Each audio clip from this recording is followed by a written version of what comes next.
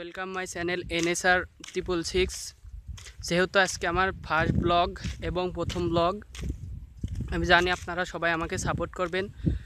তো ভিউয়ার্স, আমি এসেছি আমাদের গ্রামের পাশে একটি মাঠে, দেখতেই পাচ্ছেন। তো আমি যাব, সামনে একটি গাছ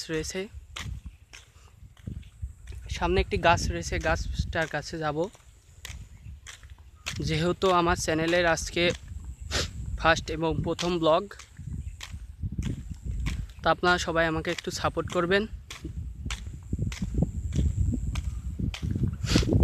চারিদিকে যেহেতু শীত মৌসুম চলছে, তাই শীত মৌসুমের ফসলগুলো মাঠে চাষ করা হয়েছে।